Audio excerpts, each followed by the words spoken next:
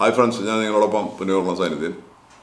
ഇത് share market review പരിപാടിയുമായി ഒരു പുതിയ എപ്പിസോഡുമായിട്ടാണ് പുതിയ കുറച്ച് കാര്യങ്ങളുമായിട്ട് വന്നിരിക്കുന്നത്. അപ്പോൾ നമുക്ക് ഈ എല്ലാവരെയും അതിശയിപ്പിച്ചുകൊണ്ട് LIC വലിയ പുരോഗതി കൈവരിച്ചു. വിപണി മൂല്യം 7 ലക്ഷം കോടി പിന്നിട്ടു എന്നാണ് പറഞ്ഞത്. അവരുടെ വിപണി മൂല്യം 7 ലക്ഷം കോടി പിന്നിട്ടു. ICICI ബാങ്കിനെ LIC മറികടന്നിരിക്കുകയാണ്. അങ്ങനെ 4ാം സ്ഥാനത്ത് എത്തിയിരിക്കുകയാണ്. അപ്പോൾ LIC വിപണി മൂല്യത്തിലുള്ള കാര്യത്തിൽ രാജ്യത്തെ 4ാം സ്ഥാനവും LICക്ക് കിട്ടിയിട്ടുണ്ട്. ഇപ്പോൾ 3ാം പാദ പ്രവർത്തന ഫലങ്ങൾ, അതായത് ഇപ്പോൾ 2024 ഫെബ്രുവരിയിലാണ് നമ്മളിത് പറയുന്നത്. അപ്പോൾ ഡിസംബറിലെ 23 ഡിസംബറിലെ ഫലങ്ങളൊക്കെ പുറത്തു വന്നിട്ടിരിക്കുകയാണ്.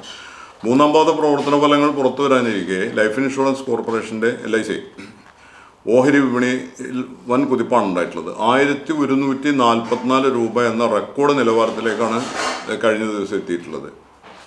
ഇതോടെ കമ്പനിയുടെ മൂല്യം 7.24 ലക്ഷം കോടിയായി. വിപണി മൂല്യത്തിൻ്റെ കാര്യത്തിൽ രാജ്യത്തിൻ്റെ 4ാം സ്ഥാനവും LICക്ക് ലഭിച്ചു. ഇതിലൂടെ അത് 200-ലും 300-ലും ഒക്കെ കടന്നിരുന്ന ഷെയറാണ്. എത്ര പെട്ടെന്നാണ് LIC ഇങ്ങനെ വളർന്നു വന്നത്. LICയിൽ നിക്ഷേപിച്ചത് നമ്മൾ നേരത്തെ സൂചിപ്പിച്ച പോലെ നിക്ഷേപിച്ച് ഈ IPO ഒക്കെ വാങ്ങിയ ആൾക്കാർക്ക് നല്ല നഷ്ടമുണ്ടായി, വലിയ നഷ്ടമുണ്ടായി. പ്രതീക്ഷിച്ച ലാഭമൊന്നും ഉണ്ടായില്ല. പിന്നീട് അതങ്ങനെ കിടന്നു കുറച്ച് കാലത്തേക്ക്. പക്ഷേ അത് അങ്ങനെ പോർട്ട്ഫോളിയോയിൽ അത് കീപ്പ് ചെയ്ത് കൊണ്ടുപോയ ആൾക്കാർക്ക് അതിലൂടെ ഇപ്പോൾ വലിയ മാറ്റം ഉണ്ടായി. കാരണം LIC എന്ന് പറയുമ്പോൾ നമുക്കൊക്കെ അറിയാം, ഒരു നല്ല പൊതുമേഖല സ്ഥാപനമാണ്. അതിന് ഒരിടത്ത് നല്ല ആസ്തിയുണ്ട്. HDFC ബാങ്കിന് പിന്നിലാണ് ഇപ്പോൾ LICയുടെ സ്ഥാനം. ബാങ്കിൻ്റെ വിപണി മൂല്യം 10.72 ലക്ഷം കോടി രൂപയാണ്. 1ാം സ്ഥാനത്തുള്ള റിലയൻസിന് 19.5 ലക്ഷം കോടിയും 2ാം സ്ഥാനത്തുള്ള TCSന് 15.1 ലക്ഷം കോടി രൂപയും മൂല്യമുണ്ട്. ICICI ബാങ്ക്, ഇൻഫോസിസ് എന്നീ കമ്പനികളുടെ വിപണി മൂല്യം 7 ലക്ഷം കോടി രൂപയാണ്. പ്രീമിയം ഇനത്തിലെ വളർച്ച ഇൻഷുറൻസ് ഭീമനായ LICയുടെ പ്രവർത്തന ഫലത്തിൽ പ്രതിഫലിക്കുമെന്നാണ് വിലയിരുത്തൽ. MK ഗ്ലോബലിൻ്റെ അനുമാനപ്രകാരം മറ്റാദായത്തിൽ 12.2% വർധനവുണ്ടാവും.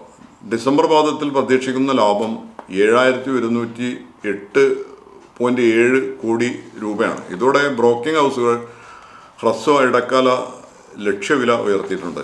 LICയുടെ ഓഹരി കുതിച്ചതോടെ പൊതുമേഖലയിലെ മറ്റ് ഇൻഷുറൻസ് കമ്പനികളും നേട്ടമുണ്ടാക്കി. ജനറൽ ഇൻഷുറൻസ് കോർപ്പറേഷൻ്റെ ഓഹരി വില 12 ആഴ്ചയിൽ ഉയർന്ന നിലവാരമായ 460.9 രൂപയിലെത്തുകയും ചെയ്തു.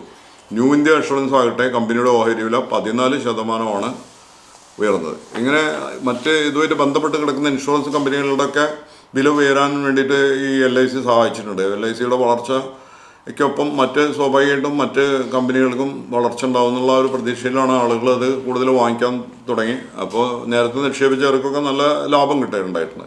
ഇതുപോലെ ഡിപ്പ് ഓൺ ബൈ വെച്ചിട്ട് ചെയ്ത് കഴിഞ്ഞാൽ നിങ്ങൾക്കും ലാഭം ഉണ്ടാക്കാം.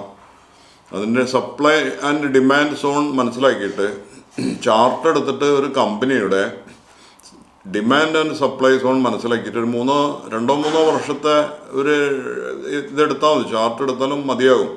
ഈ ചാർട്ട് എടുത്തതിൻ്റെ സപ്ലൈ ആൻഡ് ഡിമാൻഡ് സോൺ മനസ്സിലാക്കി ഞാൻ നേരത്തെ അതിനെക്കുറിച്ച് വീഡിയോ ചെയ്തിട്ടുണ്ട്.